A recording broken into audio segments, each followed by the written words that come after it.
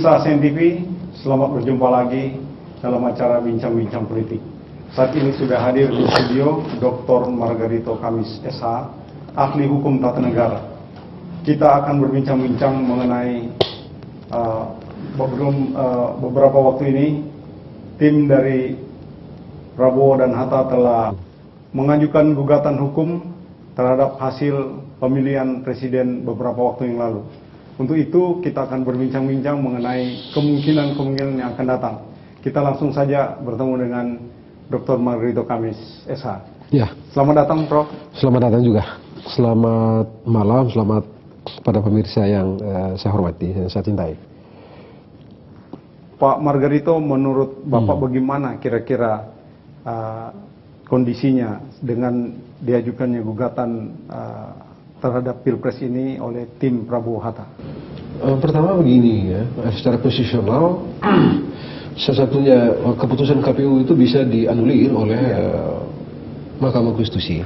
Dan kata lain, Mahkamah Konstitusi lah satu-satunya lembaga yang oleh konstitusi diberikan kewenangan untuk menganulir dan atau mengakui keputusan KPU. Dan demikian maka keputusan KPU bukanlah keputusan final. Ya. Siapa yang dinyatakan terpilih oleh KPU tidak serta-merta terpilih menjadi presiden. Andai, kecuali kalau misalnya keputusan KPU itu tidak digugat atau tidak disengketakan di Mahkamah Konstitusi. Faktanya keputusan KPU kemarin pada tanggal 22 Juli itu disengketakan oleh Pak Prabowo dan Pak Hatta ke Mahkamah Konstitusi. Dengan demikian maka secara hukum harus ditunggu putusan Mahkamah Konstitusi itu. Siapa yang akan jadi presiden dan atau tidak akan jadi presiden sangat tergantung pada putusan Mahkamah Konstitusi itu. Begitulah prosedur konstitusi yang berlaku di negara yang kita cintai ini. Karena itu terlalu pagi kalau ada yang mengatakan bahwa saat ini Jokowi dan Yusuf Kala sudah menjadi presiden. Karena faktanya putusan KPU itu sedang disengketakan di Mahkamah Konstitusi. Jadi suka atau tidak suka, senang atau tidak senang, sebagai warga negara yang dalam kehidupan bernegara diatur konstitusi harus menunggu putusan Mahkamah Konstitusi. Iya, betul. Begitulah keadaan tata negara kita dan begitulah prosedur dalam hukum pemilu kita. Iya. Pak Margarito, kalau begitu kita belum bisa mengatakan bahwa Jokowi dan Yusuf Kala sudah sah menjadi presiden. Oh iya. Iya, itu faktanya sekarang disengketakan di Mahkamah Konstitusi. Dan peluang untuk katakanlah ya begitu ya menganulir putusan KPU terbuka di Mahkamah Konstitusi. Jadi masih bisa dianulir. Oh, bisa dianulir kalau misalnya Prabowo dan Hatta dapat mengajukan bukti dan fakta yang kokoh begitu ya, disertai dengan argumen-argumen hukum yang kokoh dan meyakinkan hakim. Kalaulah misalnya hakim meyakini fakta yang diajukan oleh kubu Pak Prabowo, kemudian bukti-bukti yang diajukan oleh kubu Prabowo disertai dengan argumen-argumen hukum yang ditampilkan dalam persidangan Mahkamah Konstitusi itu, maka bukankah mungkin Mahkamah Konstitusi akan mengambil putusan yang berbeda dengan putusan KPU? Apakah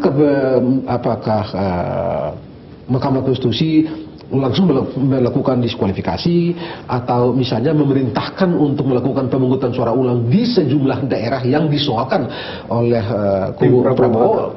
Mungkin, sangat tergantung pada bukti yang mereka ajukan dan argumentasi yang mereka bangun dalam persidangan nanti. Ya. Kalau menurut Pak Margarito, apakah bukti-bukti yang diajukan oleh soal bukti saya belum melihat begitu ya, tapi dari segi keadaan hukum ada beberapa keadaan hukum yang menurut saya loophole hukumnya luar biasa besar. Luar biasa besar, dan ini sangat tergantung pada apakah lawyer-lawyers dari Pak Prabowo Hatta itu mengonstruksinya dengan baik atau tidak. Begitu.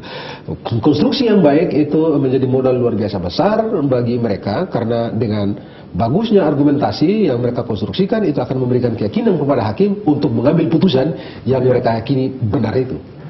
Kalau bukti-bukti yang ada di 5 provinsi kalau tidak salah yang terjadi kecurangan itu ya secara masif dan terstruktur itu, itu bisa memberikan keyakinan nggak buat sangat hakim? tergantung pada derajat dari bukti-bukti itu. Iya. Ya, apakah bukti-bukti itu mereka dapatkan secara langsung, misalnya di TPS, PPS dan di TPS, PPS, PPK dan KPU atau tidak, begitu ya? Itu yang menjadi pokok. Kemudian bagaimana juga dengan prosedur penyelenggaraan pemungutan suara itu sendiri? Kita tahu ya, kita dalam pemilu ini KPU menggunakan misalnya daftar pemilih tetap tambahan khusus gitu ya, DPT, TKB begitu ya. Sementara secara hukum di undang-undang tidak mengenal tidak boleh DPTKB itu. Berbeda dengan di pileg. Kalau di pileg memang ada dasar untuk menggunakan daftar pemilih tetap tambahan. Sementara dalam undang-undang Pilpres tidak ada dasar untuk yang bisa dijadikan pijakan atau pegangan oleh KPU untuk menggunakan daftar pemilih. Waktu Pilpres kemarin banyak ya. Oh iya, itu luar biasa banyak. Luar biasa, dan sejauh yang saya tahu itu juga yang dipersoalkan oleh tim hukum Prabowo Hatta. Iya, ini luar biasa. Luar biasa banyak gitu ya. Di Jakarta banyak, di Papua banyak, di berbagai daerah itu kan banyak sekali. Nah, akan hebat bila mereka mampu mengenali substansi dari soal ini. Kalau mereka mampu mengenali substansi dari soal ini, lalu meletakkan hukum yang tepat atas soal ini, saya kok yakin putusannya bisa positif. Ya. Tapi masalah sekarang ada perbincangan di antara media bahwa hal seperti ini sudah diyakini bahwa tim Jokowi dan Yusuf Kala. Anda jangan lupa, berperkara di Mahkamah Konstitusi itu bukan bukan mahkamah kalkulator, bukan mahkamah angka-angka. Begitu ya, bukan mahkamah kalkulator, bukan mahkamah angka-angka.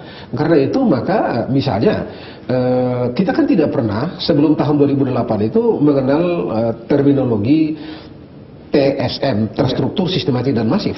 Ya, faktanya mereka muncul. Kita tidak pernah mengenal misalnya calon didiskualifikasi. Oleh Mahkamah Konstitusi didiskualifikasi ada.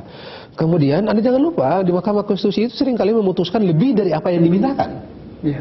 Begitu gitu ya. Jadi contoh yang ada beberapa gitu ya. Anda jangan lupa misalnya kalau di konstitusi misalnya hukum itu tidak boleh berlaku surut. Nah, ya, tapi beberapa putusan Mahkamah Konstitusi itu memungkinkan hukum berlaku surut. Ada juga putusan Mahkamah Konstitusi yang sesuatu keadaan hukum itu dinyatakan tidak sah, tetapi akibat hukum yang timbul dari kualifikasi keadaan hukum sebagai keadaan yang tidak sah itu ditunda keberlakuannya. Jadi ini soal biasa saja. Dan karena itu saya di beberapa kesempatan mengatakan bahwa Mahkamah Konstitusi jangan mengerdilkan dirinya menjadi mahkamah angka-angka. Mereka mesti tahu bahwa landasan mimpi filsafat, mimpi filosofi, mimpi politik besar di balik Mahkamah Konstitusi adalah membuat bangsa ini beradab dan bermartabat. Dengan cara memastikan bahwa hukum yang dibuat itu tidak sekedar hukum yang rigid saja, tetapi hukum yang dibuat itu memang memberikan kepastian hukum, keadilan, dan di atas segalanya mempromosi harkat dan martabat orang. Dan itulah sebenarnya jantung hakikat dari Mahkamah Konstitusi. Itu sebabnya saya selalu berpendapat bahwa Mahkamah Konstitusi sekali lagi bukan mahkamah angka-angka. Mahkamah Konstitusi bisa bergerak sampai pada prosedur. Andai kata nanti misalnya Mahkamah Konstitusi menemukan prosedur yang keliru dalam penyelenggaraan pemilihan umum kemarin, bukan tidak mungkin Mahkamah Konstitusi akan menyatakan bahwa pemilihan umum kemarin itu tidak cukup memenuhi syarat prosedur dan karena itu kualifikasinya tidak sah. Dengan demikian bisa saja Mahkamah Konstitusi memerintahkan untuk misalnya pemungutan suara ulang di sejumlah di sejumlah daerah. Tapi apakah ini kan kita menunggu keberanian dari Mahkamah Konstitusi itu anggota-anggotanya? Mahkamah Konstitusi mesti memastikan kepada kita bahwa mereka orang-orang negarawan ya, mereka orang-orang yang arif, mereka lah satu-satunya yang oleh konstitusi diberikan kewenangan untuk memastikan bahwa konstitusi kita tegak. Jangan lupa pemilu adalah sebuah perintah konstitusi dan Mahkamah Konstitusi diwajibkan oleh konstitusi untuk memastikan bahwa pemilu berlangsung sesuai dengan konstitusi. Sesuai dengan konstitusi apa? Sesuai dengan prinsip-prinsip yang digariskan dalam konstitusi. Adil, jujur, langsung, umum, bebas dan rahasia. Ya. Jadi kalau Mahkamah Konstitusi tidak berani meluruskan konstitusi, menegakkan konstitusi, ya sudah, bubar aja Mahkamah Konstitusi. Ya, mungkin akan tercatat dalam sejarah Ya itu dia begitu. Untuk apa kita bikin Mahkamah Konstitusi kalau dengan fungsi si agung itu, kalau dalam kenyataannya mereka justru menghadirkan diri dengan tidak mau menundukkan diri pada keagungan yang sudah dipatrikan dalam Mahkamah Konstitusi sendiri, gitu kan? Masalahnya Pak Margito kan sudah terbangun saat ini seolah-olah bahwa presiden itu adalah Jokowi dan Yusuf Kala, sehingga ini sudah terbangun di masyarakat dan ini kan merupakan suatu kekuatan di masyarakat. Ini yang akan dilawan. Apakah ini berani mereka melawan ini suatu kondisi yang sudah tidak apa-apa, saya kira itu artifisial saja, tidak perlu ditakuti. Tidak perlu ditakuti ya. Mahkamah Konstitusi tidak perlu menakutkan itu. Ini kan permainan-permainan biasa saja begitu. Ya. Ini game-game politik yang biasa saja, bermain di media. Toh pada akhirnya Anda bicara mengenai legal kok. Ya. Dan kalau Anda bicara mengenai legal, begini legalnya. Legalnya begini. Putusan Mahkamah Konstitusi bisa dikoreksi oleh Mahkamah Konstitusi. Putusan KPU bisa dikoreksi oleh Mahkamah Konstitusi. Anda suka atau tidak suka, Anda senang atau tidak senang, begitulah ketentuan konstitusi kita dan begitulah cara kita mengorganisir kehidupan berbangsa dan bernegara. Dan itu sebabnya kita mesti bilang kepada orang-orang yang sudah menyatakan bahwa hari ini presiden bla bla bla bla bla, bahwa apa yang sudah diputuskan oleh KPU hari ini sifatnya masih bisa dikoreksi oleh Mahkamah Konstitusi. Belum sah ya. Anda mesti tunggu putusan Mahkamah Konstitusi. Anda senang atau tidak senang, Anda suka atau tidak suka, Anda mesti tunggu putusan Mahkamah Konstitusi. Dan kalau Mahkamah Konstitusi memutuskan berbeda dengan keyakinan Anda juga mesti angkat topi, hormat terhadap Mahkamah Konstitusi. Karena hanya dengan cara itu kita akan memperoleh kehidupan yang hebat. Nah, yang menarik lagi kita melihat saat ini media banyak media dikuasai oleh pihak Jokowi dan Yusuf Kala. Bagaimana pendapat Pak Margito? Saya tidak terlalu interest dengan soal itu gitu kan. Di luar itu soal yang lebih bersifat pada politik ya. Tapi bagi saya secara legal akhirnya sidanglah yang menentukan segalanya, bukan opini publik. Betul. Jadi sidanglah yang akan menentukan semuanya. Sekali lagi, bukan opini publik. Dan Mahkamah Konstitusi Anda tidak usah khawatir. Mahkamah Konstitusi dalam kasus tertentu memiliki keberanian luar biasa.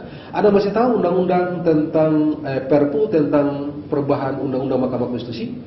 Pada waktu itu, seingat saya hanya ada 2 pakar. Satu di antara saya yang berada di garis depan menolak Perpu itu, sementara yang terbanyak mendukung Perpu itu. Apa yang terjadi? Rontok di Mahkamah Konstitusi. Semua ya. Jadi bukan tidak ada presiden, dan saya percaya Mahkamah Konstitusi tidak mau melanjutkan diri. Orang-orang di sana punya kredibilitas, orang-orang di sana punya harga diri, orang-orang di sana punya martabat. Kita percayakan kepada mereka. Percayalah mereka akan bisa berjalan di atas rel yang mereka yakini benar. Nah, ada pertanyaan lain juga yang menarik mengenai pansus.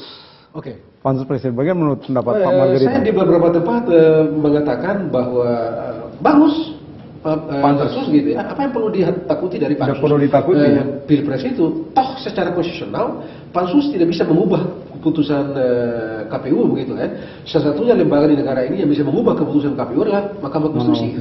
Jadi apa yang perlu ditakuti dari pansus itu? Itu nomor satu. Yang kedua, kita mesti akui bahwa rules kita, undang-undang tentang pilpres kita ini yang kita pakai kemarin dalam penyelenggaraan pilpres sekarang ini, itu banyak sekali kelemahannya. Ya. Kita berharap pansus itu menemukan sejumlah kelemahan lagi dan itu menjadi modal kita untuk perbaikan undang-undang pilpres yang akan datang agar pilpres kita yang akan datang menjadi lebih tertib secara hukum, lebih tertib secara politik begitu ya, sehingga demokrasi kita tumbuh menjadi lebih elok, lebih asik begitu, dan dengan demikian kita perlahan-lahan menuju kepada bangsa yang semakin bermartabat. Jadi tidak ada yang perlu ditakuti dari pansus. Nah, apalagi ya KPU itu membuat tagline pemilu ini berintegritas, pemilu ini akuntabel, pemilu ini transparan. Nah, kenapa Anda takut? Jadi apa yang perlu ditakuti? Dan saya yakin ini akan berjalan. Tapi secara pribadi bagaimana menurut pandangan Bapak? Apakah memang pemilu kita yang baru berlalu itu baik pilpres mau pileg itu memang ada kecurangan nggak? Oh, kalau di pilpres, kalau di pileg itu kan sudah luar biasa begitu Luar ya. biasa. Saya kecurangannya saya bilang ini pileg yang acak aduk. Saya keras betul soal itu. Iya. Bahkan ada tahu pada waktu itu saya pernah meminta polisi untuk tangkap itu orang KPU kalau sampai jam 12 malam tanggal berapa pada waktu itu tidak selesai melakukan rekapitulasi itu. Saya tangkap oleh karena memang ada ketentuan untuk itu. Gitu. Iya. Bagaimana dengan pilpres sekarang? Pilpres sekarang kita tahu sendiri begitu ya. Paling tidak untuk sementara ini sudah ditemukan sejumlah kecurangan dan itulah yang akan dibawa untuk diperiksa di Mahkamah Konstitusi. Ya. Sehingga kita tunggu nanti bagaimana putusan Mahkamah Konstitusi. Ya. Dan sebagai warga negara saya ingin agar kita tunduk dan taat kepada Mahkamah Konstitusi. Sekarang dan apa yang diputuskan itu juga menjadi hukum. Jadi, mungkin saran yang menarik dari Pak Margarito, kalau seandainya terjadi Mahkamah Konstitusi berani mengambil keputusan untuk melakukan pemilihan ulang di sejumlah tempat, pemungutan suara ulang di sejumlah tempat. Ya. Apa memungkinkan hal itu terjadi? Oh mungkin kan kita masih tunggu 20 Oktober. Masih dalam waktu 3 bulan. Ya, yang paling juga disiapkan waktu 3 minggu juga beres kok. Beres itu. Kan cuma tinggal cetak suara, kapan berubah cetak suara dan distribusi aja gitu paling enggak.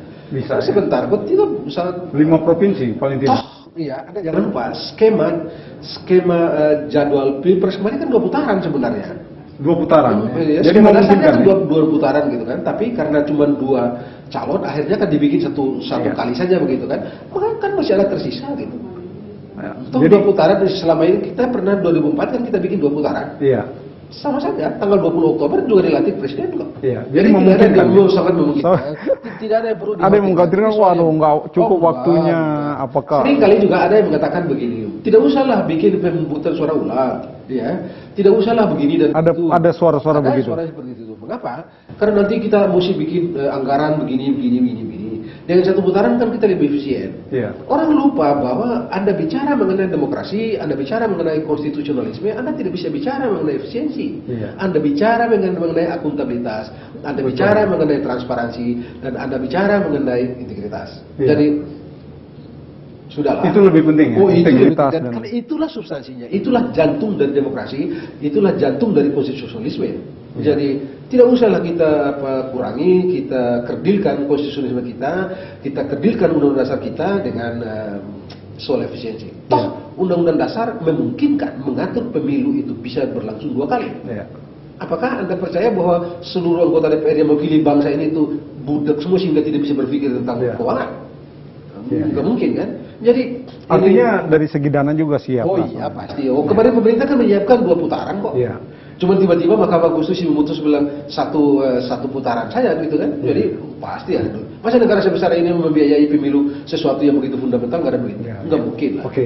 Nah, jadi kalau misalnya terjadi keputusan MK melakukan pemungutan ulang di sejumlah daerah, itu memungkinkan ya Pak? Iya, sangat mungkin. Nah, kemudian dari segi ini Pak, semangat masyarakat untuk pergi ke TPS menurut Bapak gimana? Saya kira mereka masih semangat. Oh masih semangat, pasti semangat. Kalau pilkada aja mereka semangat kok. Masa pilpres mereka semangat? Anda jangan lupa, ini presiden adalah simbol bangsa. Dia adalah bangsa Indonesia. Kelak bila ada berada di luar negeri. Iya. Ya, kita adalah representasi dari presiden adalah representasi dari bangsa Indonesia. Dalam istilah Bung Karno dan istilah perdebatan di tanggal 10 sampai dengan 16 Juli tahun 45, presiden adalah ayah dari bangsa Indonesia, kepala dari rakyat Indonesia.